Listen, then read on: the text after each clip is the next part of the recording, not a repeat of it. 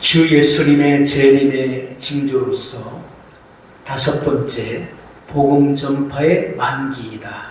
이 만기라고 하는 것은 기한이 찼다는 것입니다. 천국 복음을 온 세상에 전하여서 모든 백성에게 증거한 후에 끝이 오리라. 자, 이것은 곧 주님의 공중재림이 있다는 것이 성경의 증거인 것입니다. 마태복음 24장 14절 말씀을 보면 이 천국 복음이 모든 민족에게 증거되기 위하여 온 세상에 전파되리니 그제야 끝이 오리라. 자, 이 예언의 말씀은 2000년 전에 감람산에서 예수님께서 12제자에게 하신 예언이었습니다. 예수님께서는 공생애를 통하여 온 유대와 갈릴리를 중심으로 전파하셨지만 주님의 제자들은 예루살렘에 있는 마가의 다락방에서 약속하신 성령으로 세례를 받았습니다. 성령 강림을 통해서 초대 예루살렘 교회가 탄생되었습니다. 그래서 이 예루살렘을 중심으로 전 세계적으로 복음 살기 진행되어서 만민에게 증거된 것입니다. 자, 오늘날 인류 중에 이 복음을 듣지 못한 사람은 거의 없을 것입니다. 이로써 예언은 성취되었고 시대는 만기라 볼 수 있는 것입니다. 자, 기한이 다 찼다. 자, 성경 말씀이 1200곳 이상 방언으로 번역되었고 지금에 와서는 지구 인구 3분의 1이 예수님을 구세주라 부르고 있는 것입니다. 자, 오늘 말씀 가운데 온 세상에 전파되리니, 온 세상에 전파되리니 그제야 끝이 오리라. 자, 온 세상에 전파된다는 말씀은 이 지구상에 있는 모든 사람이 복음을 다 믿는다는 말씀이 아니라 다 듣게 된다는 말씀인 것입니다. 다 듣게 된다. 자, 이 예언은 부인할 수 없는 역사적 사실인 것입니다. 따라서 끝이 오리라. 주님께서 재림하실 마지막 때라 하신 말씀도 부인할 수 없을 것입니다.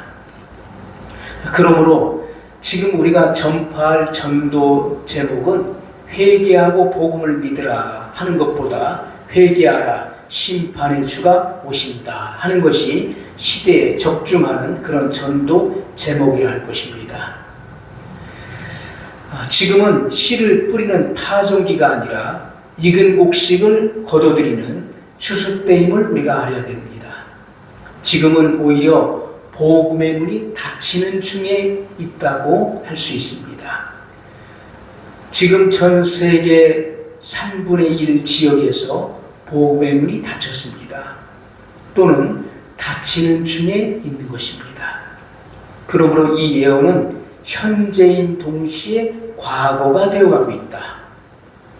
자, 여섯 번째, 재림의 징조로서 무화과나무 잎이 피는 때이다. 마태복음 24장 32절 말씀을 보면 무화과나무의 비유를 배우라. 그 가지가 연하여지고 잎사귀를 내면 여름이 가까운 줄을 아나니. 자, 가지가 연하여진다. 이것은 생명이 돌아온다는 말씀인 것입니다. 무화과나무는 이스라엘을 상징하는 것입니다.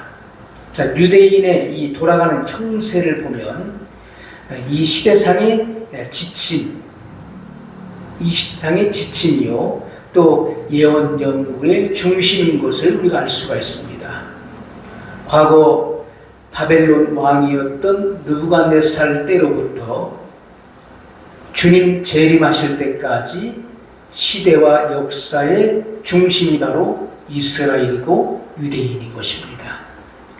마태복음 21장 19절에 저주받은 무화과나무와 마태복음 24장 32절에 잎이 피는 무화과나무를 대조하여 역사적으로 시조를 연구하는 일은 굉장히 중요한 것입니다. 이 시대적인 조류를 우리가 명확하게 살펴보아야 될 것입니다. 먼저 무화과의 명칭에 대해서 무화과는 식물학상으로 은하 식물인 것입니다. 이 숨길 은자의 꽃 화자, 그래서 그 꽃이 숨겨져 있다. 우리가 대부분 이 나무를 보면은 그 꽃이 겉으로 피는 것입니다. 그래서 금방 알 수가 있지요. 하지만 무화과는 그 명칭과 같이 꽃이 보이지 않는다. 왜냐하면 무화과는 꽃이 이면으로 핀다. 이것은 무화과 열매 안에서 그 꽃이 핀다는 것입니다. 그러므로 표면으로는 보이지 않기 때문에 무화과라는 명칭이 붙게 된 것입니다. 그러나 실상은 무화과가 아니라 은하인 것입니다. 이 같은 명칭이 유대인의 상태와 방불하다. 예수님의 예언과 같이 주 70년에 그 로마의 타이터스 장군에 의해서 예루살렘 성이 멸망을 당했습니다. 예루살렘 성이 유린되고 그때로부터 약 1900년간 세계 각국의 유대인들은 디아스포라 되었어요. 이산되어서 나라를 잃어버리고 민족의 형태를 상실한 것이 무화과와 방불하다. 그러나 실상은 그렇지가 않은 것입니다. 거의 2000년간 그들의 민족사는 꽃피는 기간이라고 할 수 있다. 왜냐하면 그들이 세계 각국에 흩어져서 경제, 과학, 또 정치, 그 외 각 부문에 침투하여서 지도적인 역할로서 세계를 움직이고 있다는 것입니다. 우리가 잘 아는 것처럼 1차 세계대전은 1914년 7월 28일에 발발해서 1918년 11월 11일에 종식되었습니다. 2차 세계대전은 1939년 9월 1일에 발발해서 1945년 9월 2일에 종식되었습니다. 이 같은 세계대전을 검토해보면 67%가 유대인의 역할이라고 할 수 있는 것입니다. 이것은 전쟁의 주요 인물이 다 유대인이었다는 것입니다.